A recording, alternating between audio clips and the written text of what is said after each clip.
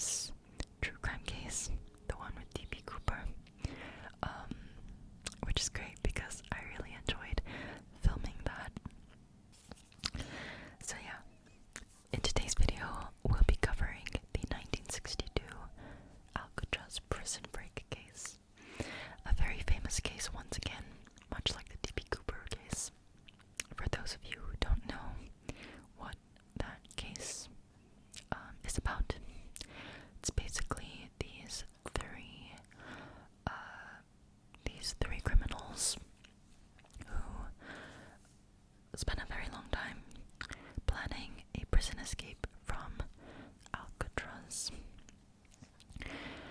And the mystery behind this is actually where these three criminals ended up after they had escaped the island. So yeah, that's basically the gist of this crime case. While I talk about this crime, I'll be brushing the mic with this fan brush.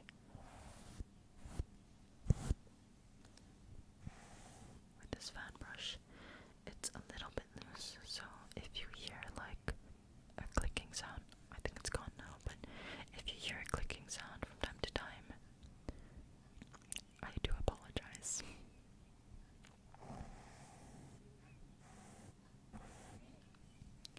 So, without further ado, let's get right into the case.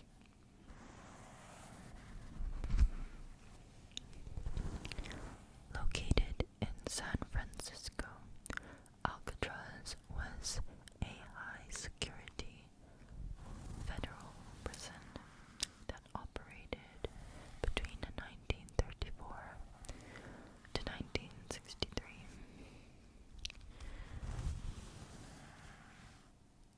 Alcatraz Prison was used for inmates that were considered difficult to manage.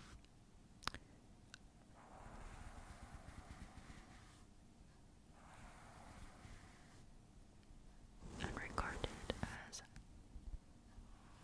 incredibly dangerous.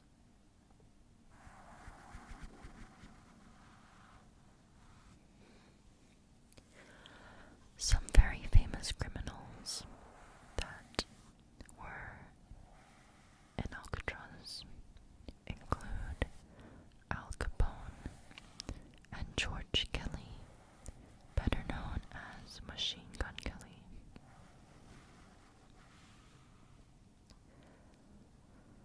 Situated on Alcatraz Island, the prison's security depended on both the prison's structure and its geographical location, being separated from the mainland by cold water, strong currents, and sharks that lurked in the water. The prison quickly gained a reputation for being the most secure and escape-proof federal prison in the United States.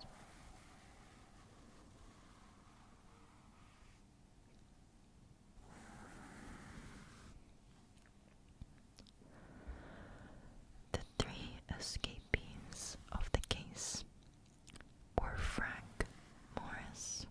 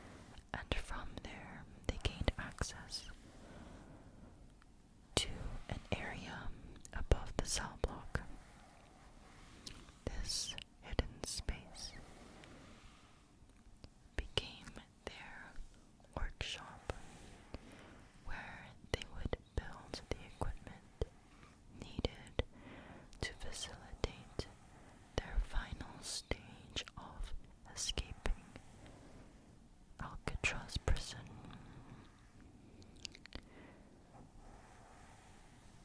These included paddles, flotation devices, and a raft. The raft was made from more than 50 raincoats, and materials were stitched and sealed to make them more resistant to water.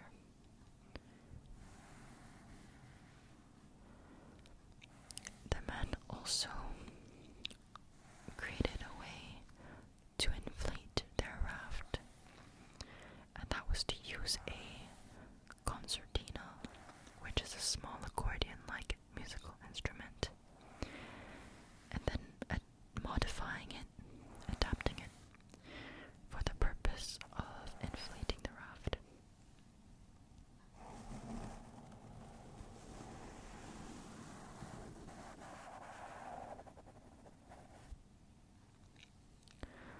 In addition, the men prepared dummy heads to place in their beds. The heads were made of plaster and papier mâché.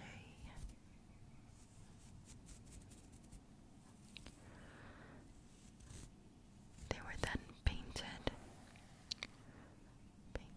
to resemble skin and fitted with real human hair. The purpose of these dummy heads was to delay discovery. If guards looked into their cells at night, the men would appear as though they were still fast asleep in their beds.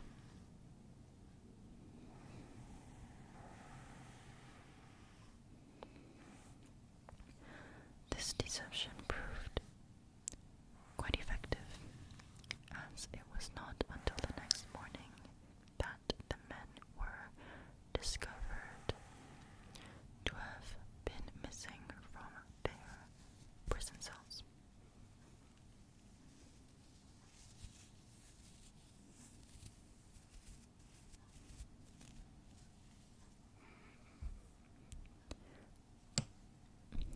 On the night of June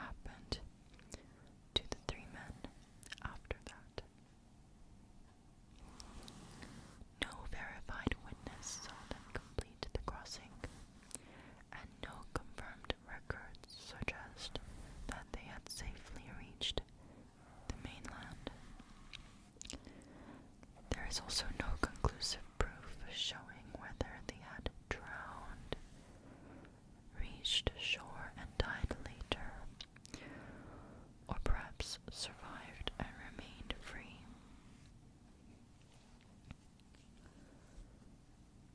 The prison break damaged Alcatraz's reputation for being completely secure and impossible to escape. And less than a year later, Alcatraz stopped operating. In 1963.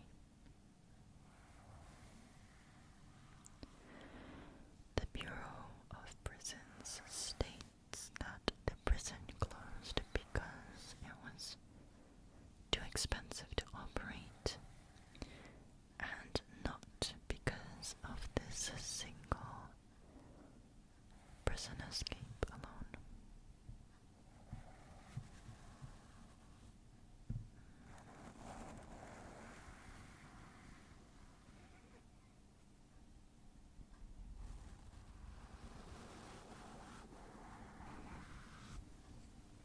So, there are three quite straightforward main possibilities for what happened to the three men. The first is that they had died from drowning while trying to cross to the mainland. The second is that they survived and reached the land, and from there they rebuilt their lives. And the last is that they may have gotten further than investigators have said, but did not successfully remain free in the long term.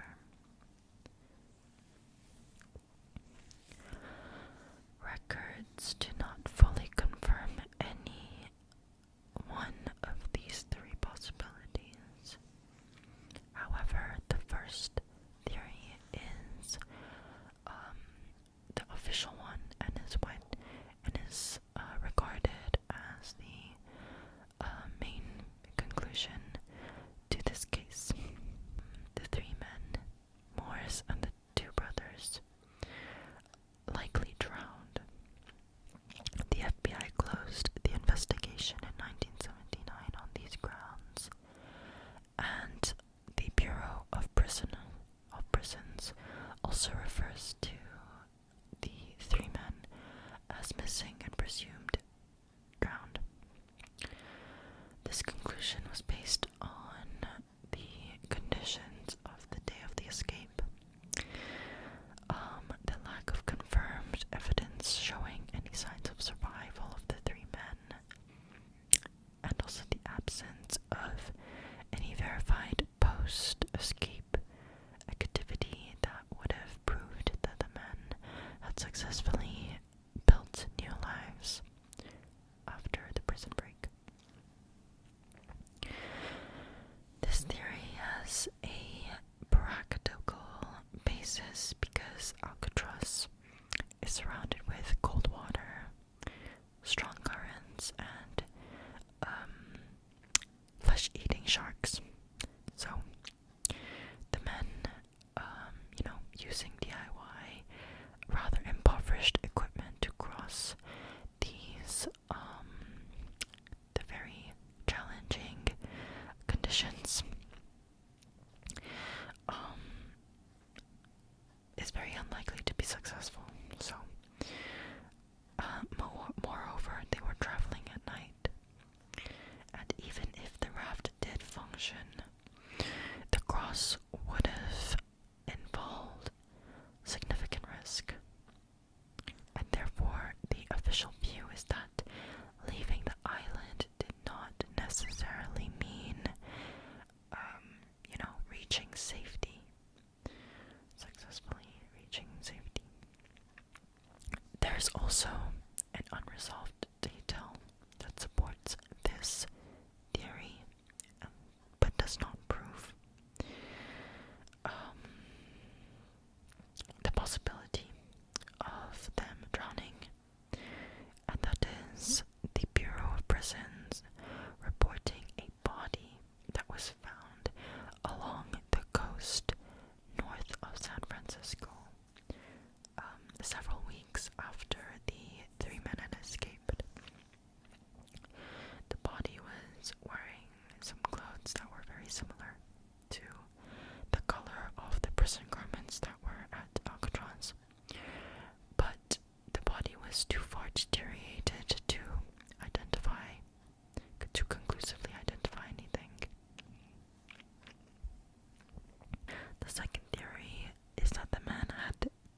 actually survived.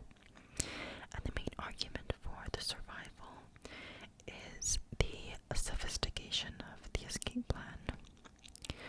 The men did not simply choose to, impulsively run from their cells one day, but rather had spent months meticulously preparing tools, equipment, concealment methods, flotation devices, and rafts, paddles, etc. And they had clearly anticipated or expected the strong currents and dangerous water.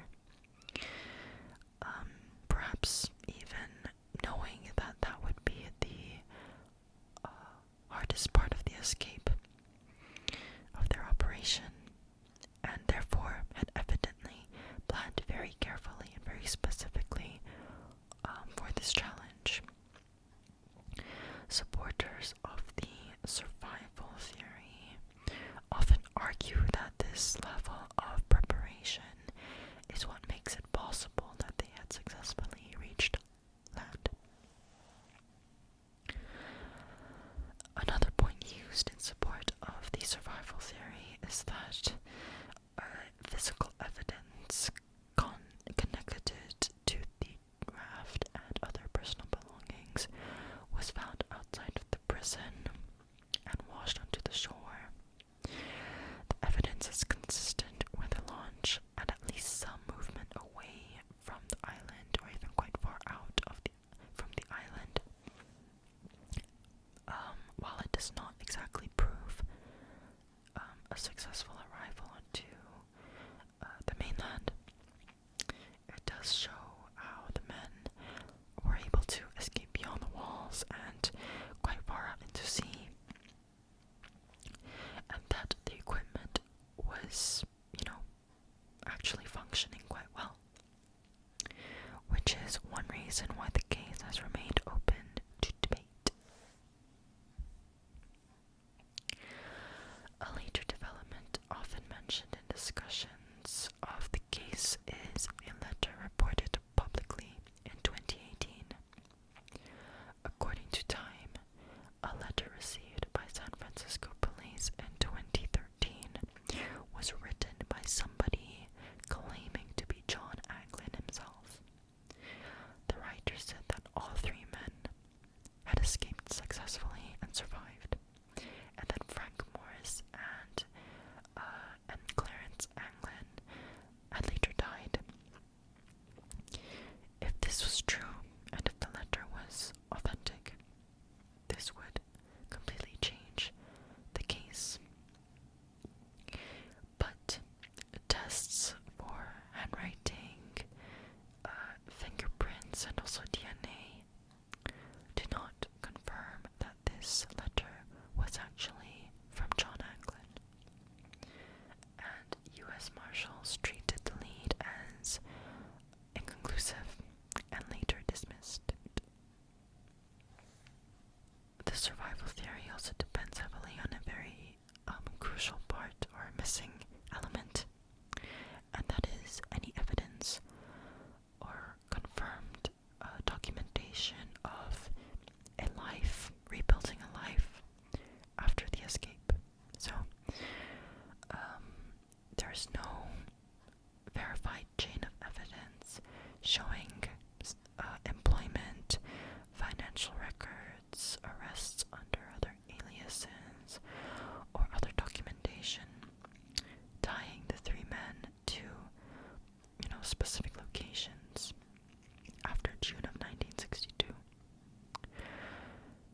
There have been, claims of sightings of the men over the years, but none were accepted as credible proof of them being alive. And finally, the third theory takes a stance in the middle of the two first theories. Under the third theory's view, the men had successfully left Alcatraz and even reached some point beyond the island, quite far out, but had still failed to achieve a lasting